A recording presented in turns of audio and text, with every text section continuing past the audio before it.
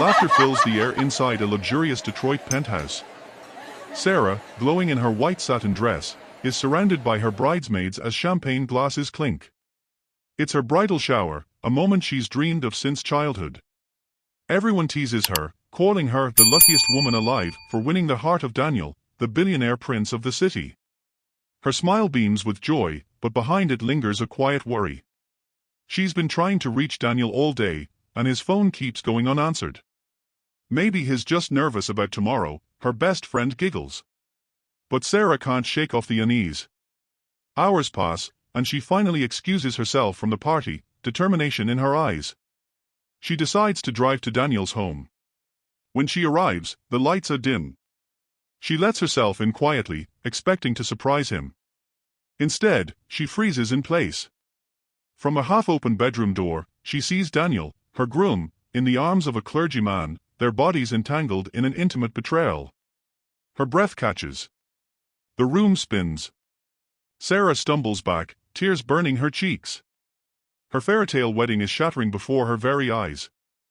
Sarah's hands tremble as she stares at the sight burned into her memory, her groom entangled with a man of God. She stumbles backward, tears flooding her cheeks, her voice sharp with fury. Daniel. What are you? Tomorrow I'm supposed to marry you, and this is who you are? A monster. Daniel chases after her, dropping to his knees, grabbing her dress hem. Sarah, please. I'm sorry. Don't end this. Don't expose me. I'll explain everything after the wedding, I swear. His face is pale, drenched in shame. The clergyman, half-dressed, stands frozen, his hands shaking. He avoids Sarah's eyes, his own mask of holiness shattered by fear of scandal. Sarah glares at both men, disgust etched into every word. You disgust me, Daniel.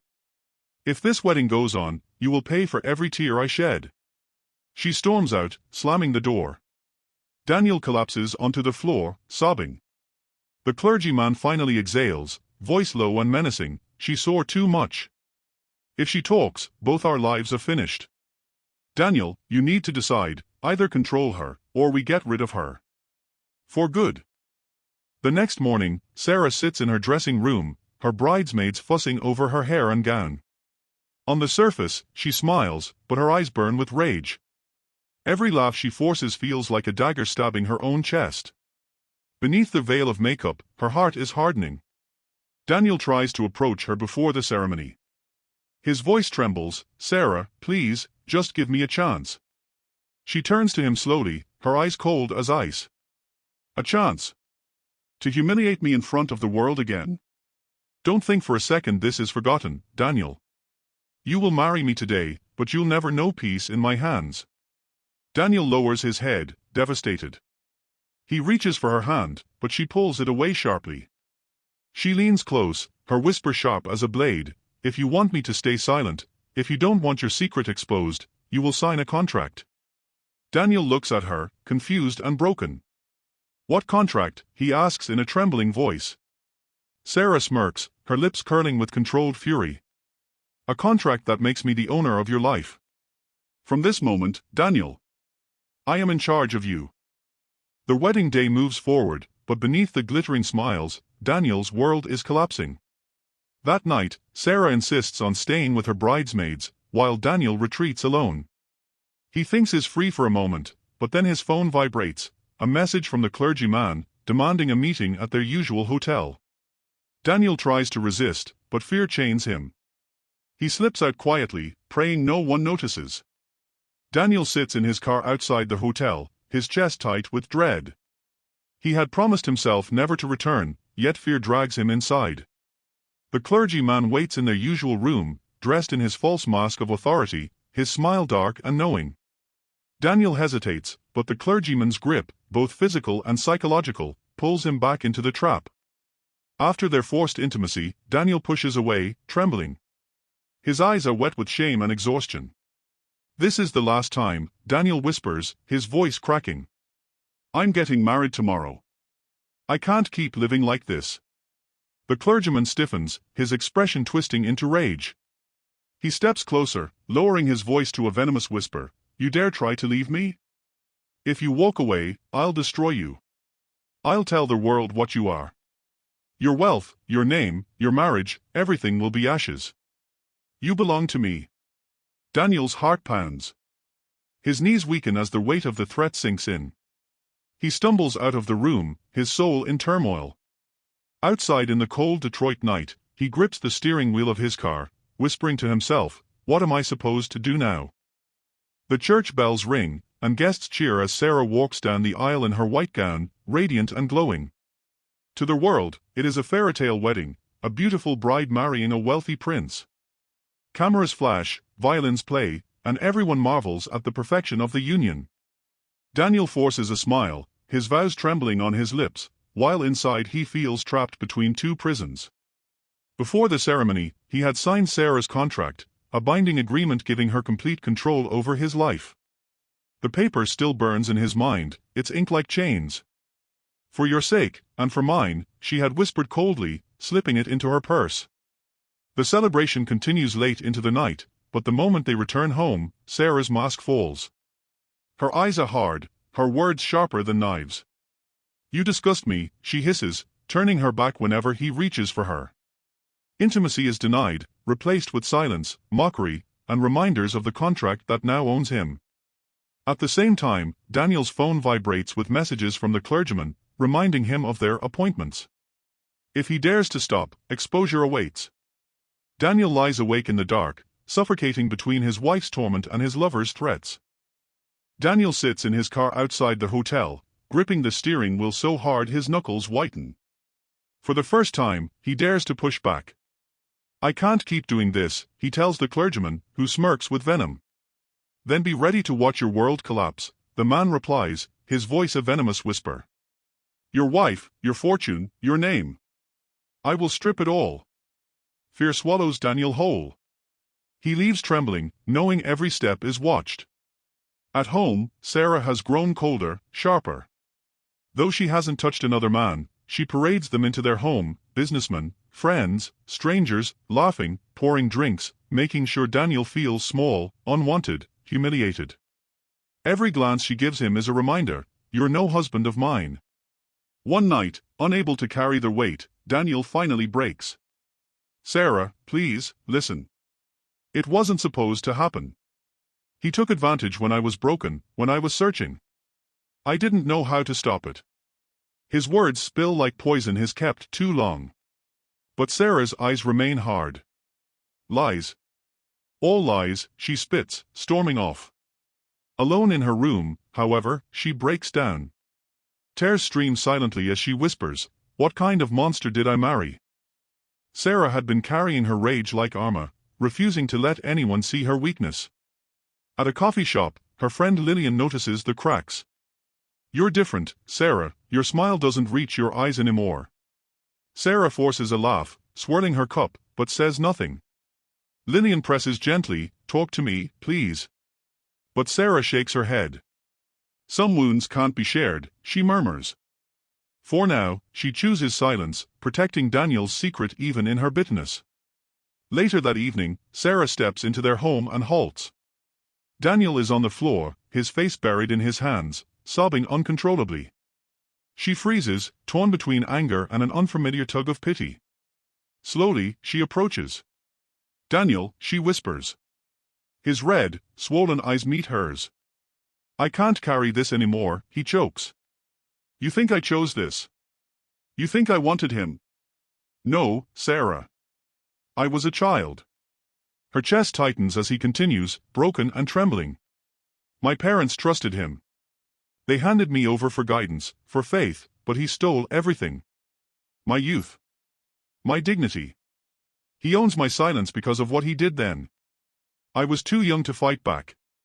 For the first time, Sarah sees not a monster, but a shattered boy inside her husband. Silence hung heavy after Daniel's confession. Sarah sat beside him, her hands trembling as she tried to process his pain. For the first time, she looked beyond her fury and saw the scars behind his brokenness. Tears welled in her eyes. "Daniel, why didn't you tell me sooner?" she whispered. He shook his head, shame dripping from his every word. "Because no one ever believed me. And I thought, you'd hate me forever." Sarah took a long breath, her voice steady but firm. "I did hate you. I thought you were a monster. But now, I see who the real monster is. That man has to be stopped."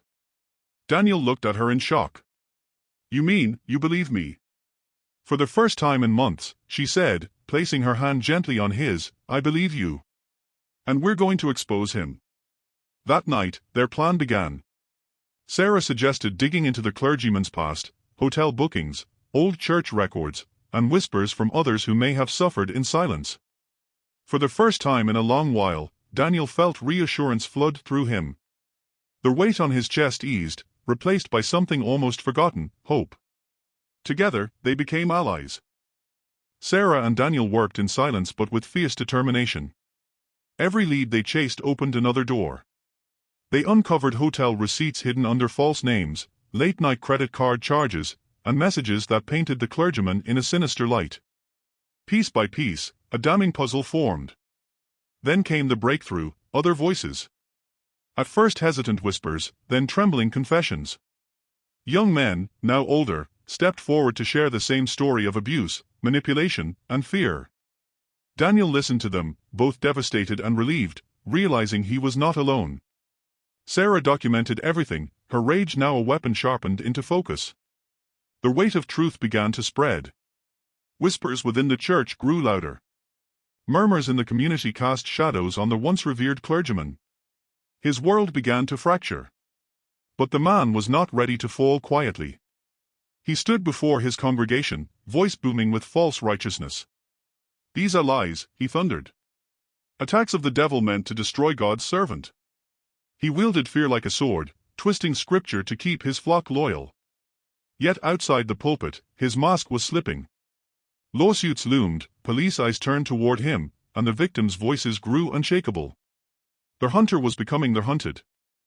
The courtroom was packed, every seat filled with reporters, victims, and curious onlookers. Cameras flashed as Daniel and Sarah walked in hand, no longer broken, but strengthened by shared resolve. For the first time, Daniel held his head high. One by one, witnesses came forward. Their voices shook at first, but each testimony pierced the silence like a blade. Stories of manipulation, fear, and stolen innocence echoed through the hall. Sarah glanced at Daniel, his hands trembling, but his eyes burning with a quiet fire. The clergyman sat at the defense table, face flushed with rage. His lawyers shouted, "Character assassination." Lies, but the mountain of evidence piled higher with every word spoken. Hotel bills, secret recordings, survivors' accounts, undeniable truth. Finally, Daniel took the stand. His voice cracked as he described his childhood, how his parents trusted the man who turned into his tormentor. Gasps filled the courtroom. Sarah's tears slipped silently, but she smiled through them, proud of his courage. The judge's gavel struck. The clergyman was ordered into custody pending trial. His followers erupted, some wept, others shouted in denial. But the illusion was gone. The empire of lies had fallen. The days after the trial felt like waking from a long nightmare. For the first time in years, Daniel breathed freely without the weight of secrets pressing on his chest. The clergyman was behind bars, and though the scars of his abuse remained, the chains of silence had finally been broken. Sarah stood beside him in the garden of their home, watching the morning sun bleed gold across the sky. "It's over," she whispered, sliding her hand into his. Daniel's eyes softened, though tears rimmed them. "It's not over for everyone," he said quietly. "But at least now, the world knows the truth." For the first time, Sarah pulled him into a gentle embrace, not as a broken husband she despised, but as the man she vowed to stand beside. She had seen his darkness, but now she saw his strength. Neighbors who once gossiped about their fractured marriage now approached with compassion. Survivors reached out, thanking Daniel for his bravery. And Sarah, who once burned with rage, now became his anchor. Together, they planted new seeds of love and trust, vowing to heal. The storm had shattered them, but in the ruins, they had built something stronger. A new dawn had begun. If you love the story, please subscribe for more heroic stories like this. Feel free to like and comment how you feel.